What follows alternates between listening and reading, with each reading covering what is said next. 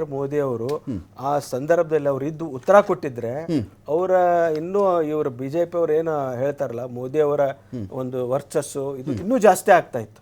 ಅವರು ಪ್ರಜಾಪ್ರಭುತ್ವದ ಅನುಗುಣವಾಗಿ ಆಯ್ತು. ಈಗ 11 ವರ್ಷ ಆಯ್ತು. ಎಲ್ಲರೂ ನಾವು ಮಾಧ್ಯಮದಲ್ಲಿರೋರು ಕೇಳ್ತಾ ಇದ್ವಿ, ಮೋದಿ ಅವರು ಪ್ರೆಸ್ ಮೀಟ ಮಾಡಿಲ್ಲ. ಒಂದ್ಸರ್ತಿ ಮಾಡ್ಬೋದು, ಅದೇನು ಅಪರಾಧ ಏನಲ್ವಲ್ಲ, ಮಾಡ್ಬೋದಾಗಿತ್ತು, ಮಾಡಲ್ಲ. ಪಾರ್ಲಿಮೆಂಟ್ ಅಲ್ಲಿ ರಾಷ್ಟ್ರಪತಿಗಳ ವಂದನಾ ನಿರ್ಣಯದ ಮೇಲೆ ಮೋದಿ ಅವರು ಮಾತಾಡ್ಬೋದಾಗಿತ್ತು. ಈ ತರ ನೆಪಗಳನ್ನು ಹೇಳೋದಿದೆ ಅಲ್ಲ, ಇದು ಎಲ್ಲ ಒಂದ್ ಕಡೆ ಇದನ್ನ ಪಾರ್ಟಿ ಬಿಟ್ಟು ಅನ್ಪಬ್ಲಿಷ್ಡ್ ಪುಸ್ತಕ ಇಟ್ಕೊಂಡು ಅನ್ಪಬ್ಲಿಷ್ಡ್ ಅಂತ ಹೇಳ್ತಾರೆ. ಯಾಕಂದ್ರೆ ಇಲ್ಲ ಅದು ಸ್ಟಾಕ್ ಅಲ್ಲಿ ಇತ್ತು ಅಂತಾರೆ, ಸ್ಟಾಕ್ ಅಲ್ಲಿ ಇಲ್ಲ ಅಂತಾರೆ, ಇಲ್ಲ ನಮ್ಮ ರಕ್ಷಣಾ ಇಲಾಖೆ ಕಡೆಯಿಂದ ಅಂತ ಚೆಕ್ ಮಾಡ್ಕೊಂಡಾಗ ಇದಕ್ಕೆ ಈ ಬುಕ್ಗೆ ನಾವು ಯಾರು ಪರ್ಮಿಷನ್ ಕೊಟ್ಟಿಲ್ಲ ಅಂತ ಕೂಡ ಆನ್ಸರ್ ಬರುತ್ತಲ್ಲ ನಮಗೆ. ಈ ಅನ್ಪಬ್ಲಿಷ್ಡ್ ಪುಸ್ತಕದ ಬಗ್ಗೆ ಇಟ್ಕೊಂಡು ಅಪ್ರಕಟಿತ ಪುಸ್ತಕಕ್ಕೆ ಸಂಬಂಧಪಟ್ಟಂತೆ ಕೆಲ ಸಾಲುಗಳನ್ನು ಉಲ್ಲೇಖಿಸಿ ಒಬ್ಬ ರಾಹುಲ್ ಗಾಂಧಿ ಮಾತನಾಡಬಹುದ ಸದನದಲ್ಲಿ. ಅಪ್ರಕಟಿತ ಪುಸ್ತಕ ಅಪೋಲ ಕಲ್ಪಿತ ನರವಣೆ ಹೇಳಿದಾರ ಇದನ್ನು? ಹೌದು, ರಾಹುಲ್ ಗಾಂಧಿ ಹೇಳಿದ್ರು ನಾನು ಸಮ್ಮತಿ ಇದೆ, ನಾನು ಬರೆದ ಸಾಲನೆ ಉಲ್ಲೇಖ ಮಾಡ್ತಿದ್ದಾರೆ ಅಂತ ಹೇಳಿದ್ದಾರಾ? ಪುಸ್ತಕ ಪಬ್ಲಿಷ್ಗೆ ಯೋಗ್ಯವಾಗಿದೆ ಅಂತ ಪರ್ಮಿಷನ್ ಸಿಕ್ಕಿದೆ, ಏನೂ ಇಲ್ಲ ಅಂತ ಹೇಳಿದ್ಮೇಲೆ ಆ ಸಾಲುಗಳು ಇಟ್ಕೊಂಡು ರಾಹುಲ್ ಗಾಂಧಿ ಪ್ರೊಟೆಸ್ಟ್ ಮಾಡ್ಬೋದಾ?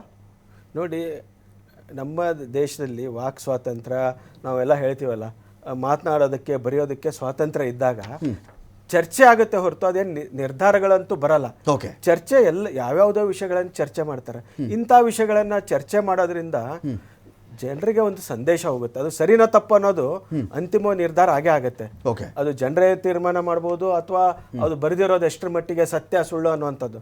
ಆದರೆ ನೀವು ಎಲ್ಲೋ ಒಂದ್ ಕಡೆ ಈ ಪಾರ್ಲಿಮೆಂಟ್ ಇರ್ಬೋದು, ಅಸೆಂಬ್ಲಿಯಲ್ಲಿ ಒಂದು ಒಳ್ಳೆಯ ಚರ್ಚೆಯ ವಾತಾವರಣ ನಿರ್ಮಾಣ ಆಗದೆ ಹೋದ್ರೆ ಅದು ದೊಡ್ಡ ಅಪಾಯ ಪ್ರಜಾಪ್ರಭುತ್ವ. ಇವತ್ತು ನಮ್ಮ ಕರ್ನಾಟಕದ ಅಸೆಂಬ್ಲಿನಲ್ಲೂ ಶಿವಲಿಂಗೇಗೌಡರು ಮಾತಾಡಿರುವಂತ ರೀತಿ ಇದೆಯಲ್ಲ, ಅದನ್ನ ಯಾರು ಕೂಡ ನೀವು ಮಾತಾಡಿ, ನೀವು ಬಿಜೆಪಿ ಬೈತಾರ, RSS ಬೈತಾರ, ಟೀಕೆ ಮಾಡಿ, ಪಾರ್ಲಿಮೆಂಟ್ ಅಲ್ಲೂ ನೀವು ಟೀಕೆ ಮಾಡಿ.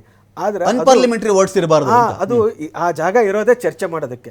ಇಡೀ ದೇಶದ ಸಮಸ್ಯೆಗಳನ್ನ ಅಲ್ಲಿ ಶಾಸನಗಳು ತಯಾರಾಗುವಂತದ್ದು, ದೇಶದ ಪ್ರತಿಯೊಂದು ಲೋಕಸಭಾ ಕ್ಷೇತ್ರದಿಂದ ಆಯ್ಕೆ ಆದಂತವ್ರು ವಿರೋಧಕ್ಕೂ ಅವಾಚ್ಯಕ್ಕೂ ಬಹಳ ವ್ಯತ್ಯಾಸ ಇದೆ. ವಿರೋಧ ಮಾಡಿ ಚರ್ಚೆ ಮಾಡಿ, ಅವಾಚ್ಯ ಶಬ್ದಗಳು ಏನಕ್ಕೆ ಅಂತ.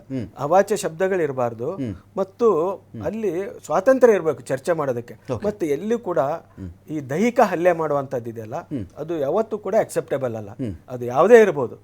ಆ ಹಂತಕ್ಕೆ ಹೋಗ್ತಾ ಇದೀವಿ ಅಂದ್ರೆ ನಮ್ಗೆ ಇಂಟಾಲರೆನ್ಸ್ ಒಂದು ಯಾವತ್ತಾದ್ರು ಸರ್, ಈಗ ನೀವು ಬಹಳ ಹಿರಿಯ ಪತ್ರಕರ್ತರಿದ್ದೀರಿ, ಸದನದಲ್ಲಿ ಯಾವತ್ತಾದರೂ ನಮ್ಮ ಸದನದ ಬಾವಿ ಬಾಕ್ಸಿಂಗ್ ರಿಂಗ್ ಆಗಿರೋದು, ಕರಾಟೆ ರಿಂಗ್ ಆಗಿರೋದು, ಕತ್ತಿ ವರ್ಷ ರಿಂಗ್ ಆಗಿರೋದು ನೋಡಿದ್ರೆ ವಿಟ್ನೆಸ್ ಮಾಡಿದ್ರೆ ತುಂಬಾ ಸರ್ತ ಆಗಿದೆ. ಆಕ್ಚುಲಿ ಅದರಿಂದ ಹೊರಗೆ ಬರ್ತಾ ಹೋಗ್ಬೇಕು ನಾವು, ಆದ್ರೆ ಆಗ್ತಾ ಇದೆ. ಇಡೀ ದೇಶದ ಇತಿಹಾಸ ಲೋಕಸಭೆ ಕೇಳ್ತಾ ಇದ್ದೆ ನಾನು, ಲೋಕಸಭೆ ಬಾಕ್ಸಿಂಗ್ ರಿಂಗ್ ಆಗ್ಬಿಟ್ಟಿತ್ತು, ಹೊಡೆದಾಡ್ಬಿಟ್ಟಿದ್ರು, ಬಟ್ಟೆ ಹರಿದ್ಬಿಟ್ಟಿದ್ರು, ರಕ್ತ ಸುರಿತಾ ಇತ್ತಲ್ಲಿ. ನಿಜವಾಗೂ ನಮ್ಮ ಹ್ಯಾವ್ ಯು ಎವರ್ ವಿಟ್ನೆಸ್ಡ್ ಅಂತ ಹೇಳಿ ನಮ್ಮ ದೇಶದ ಒಂದು ದೊಡ್ಡ ದುರಂತ ಏನಂದ್ರೆ ಪಾರ್ಲಿಮೆಂಟ್ ಅಸೆಂಬ್ಲಿನಲ್ಲಿ ತುಂಬಾ ಗಲಾಟೆಗಳಾಗಿದೆ, ಕೈ ಮಿಲಾಯಿಸೋದು, ಮೈಕ್ ಕಿತ್ತು ಹಾಕೋದು ಎಲ್ಲ ಆಗಿದೆ. ಅದರಲ್ಲಿ ಇಡೀ ದೇಶ ನಮ್ಮ ಇತಿಹಾಸದಲ್ಲಿ, ರಾಜಕೀಯ ಇತಿಹಾಸದಲ್ಲಿ ನೆನಪಿರ್ಬೇಕಂತ ಒಂದು ಘಟನೆ ತಮಿಳುನಾಡು. ಜಯಲಲಿತಾ ತನ್ನ ಸೀರೆನ ಕೈ ಹಾಕ್ಬಿಟ್ಟಿದ್ರು. ಆ ಜಯಲಲಿತಾ ಅವಾಗ ಪ್ರತಿಜ್ಞೆ ಮಾಡಿದ್ಲು, ನಾನು ಮುಂದಿನ ಸರ್ತೆ CM ಆಗಿ ಇದ್ರೊಳಗೆ ಅಸೆಂಬ್ಲಿ ಒಳಗೆ ಕಾಲಿಡ್ತಾ ಇದ್ದೀನಿ, ಇಲ್ಲದೆ ಇದ್ರೆ ಬರೋದೇ ಇಲ್ಲ ಅಂತ.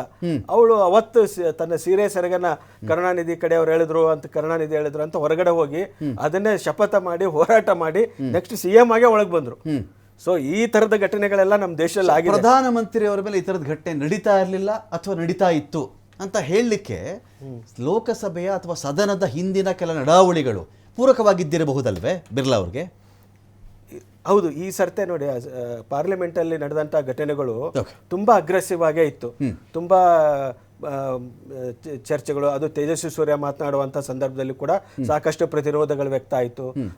ಸ್ವತಃ ಅಮಿತ್ ಶಾ ಅವರೇ ಅವ್ರನ್ನ ರಕ್ಷಣೆಗೆ ಬರುವಂತದ್ದು, ಈ ಎಲ್ಲ ಘಟನೆಗಳನ್ನು ನೋಡಿದ್ರೆ ಎಲ್ಲೋ ಒಂದ್ ಕಡೆ ಪಾರ್ಲಿಮೆಂಟಿನ ಇಡೀ ಈ ಬಾರಿ ಅಧಿವೇಶನದಲ್ಲಿ ತುಂಬಾ ಒಂದು ರೀತಿಯ ಟೆಂಪರ್ ಅಂತ ನಾವೇನ್ ಹೇಳ್ತೀವಲ್ಲ, ಎಲ್ಲರದು ಟೆಂಪರ್ ಹೈ ಆಗಿತ್ತು ಅಂತ ಅನಿಸುತ್ತೆ. ಆದ್ರೆ ಈ ತರ ಮಹಿಳೆಯರು ಹೋಗಿ ಪ್ರಧಾನಿನ ಅಟ್ಯಾಕ್ ಮಾಡ್ತಾರೆ ಅನ್ನುವಂಥದ್ದು ಎಲ್ಲೋ ಒಂದ್ ಕಡೆ ತಪಾಸಣಾ ಶಿಬಿರ ನಡೆದಿದ್ರೆ ಚೆನ್ನಾಗಿರ್ತಿದೆ. ಎಲ್ಲೋ ಒಂದ್ ಕಡೆ ಅದನ್ನ ತಪಾಸಣಾ ಶಿಬಿರ ನಡೆದಿದ್ರೆ ಚೆನ್ನಾಗಿರ್ತಿದೆ. ಬಹುತೇಕ ಅವರು ಬಂದು ಸದನದ ಬಾವಿಯಲ್ಲಿ ಬಂದು ಪ್ರೊಟೆಸ್ಟ್ ಮಾಡಬಹುದಾಗಿತ್ತು, ಅಥವಾ ಘೋಷಣೆ ಕೂಗಬಹುದಾಗಿತ್ತು. ಮತ್ತೆ ಪಾರ್ಲಿಮೆಂಟ್ ಇರೋದು ಪ್ರತಿಭಟನೆ ಮಾಡೋದಕ್ಕೆ ವ್ಯವಸ್ಥೆ ಇದೆ ಅಲ್ಲಿ. ಬಾವಿ ಅಂತ ಮಾಡಿರೋದೇ ಪ್ರತಿಭಟನೆ ಮಾಡೋದಕ್ಕೆ, ಅಲ್ಲೂ ಮಾಡಕ್ಕಾಗಲ್ಲ ಅಂದ್ರೆ ಮತ್ತೆ ಅವರೆಲ್ಲ ನೋಡಿ ಯಾರೇ ಮೆಂಬರ್ ಇರ್ಬೋದು, ಯಾವುದೇ ಪಕ್ಷದವ್ರು ಇರ್ಬೋದು, ಅವರೆಲ್ಲ ಜನರ ಪ್ರತಿನಿಧಿಗಳು. ಅಲ್ಲಿ ಯಾರೋ ಸಾಮಾನ್ಯ ಜನರು ಹೋಗಿ ಮಾಡಲ್ಲ. ಪ್ರಧಾನಿ ಕೂಡ ಒಬ್ಬ ಮೆಂಬರ್, ಪಾರ್ಲಿಮೆಂಟ್ ಮೆಂಬರ್. ಅಲ್ಲಿ ಪ್ರತಿಭಟನೆ ಮಾಡೋದಕ್ಕೆ ಅವಕಾಶ ಕೊಡಬೇಕು. ಆ ಪ್ರತಿಭಟನೆಗಳು ಕೂಡ ವ್ಯಾಪ್ತಿಯಲ್ಲಿ ಇರಬೇಕು, ಏನು ಪಾರ್ಲಿಮೆಂಟಿನ ಚೌಕಟ್ಟಿನಲ್ಲಿ ಇರಬೇಕು, ಚರ್ಚೆಗೆ ಅವಕಾಶ ಇರಬೇಕು. ಇಲ್ಲಿ ಮೋದಿ ಅವರು ಅಂತ ತಗೊಳ್ಳೋ ಬದಲಾಗಿ ನಾವು ಒಂದು ಪ್ರಜಾಪ್ರಭುತ್ವ ವ್ಯವಸ್ಥೆ ಅಂತ ತಗೊಂಡು ಚರ್ಚೆ ಮಾಡಿದಾಗ ಎಲ್ಲ ಒಂದ್ ಕಡೆ ಇಲ್ಲಿ ಲೋಪ ಆಗಿದೆ ಅನ್ನುವಂಥದ್ದು ಖಂಡಿತ ಗೊತ್ತಾಗುತ್ತೆ. ನಾನು ಚರ್ಚೆ ಮತ್ತೆ ಮುಂದುವರಿಸ್ತೀನಿ. ಯದುಕುಮಾರ್ ಈಗಷ್ಟೇ ಜಾಯ್ನ್ ಆಗ್ತಾ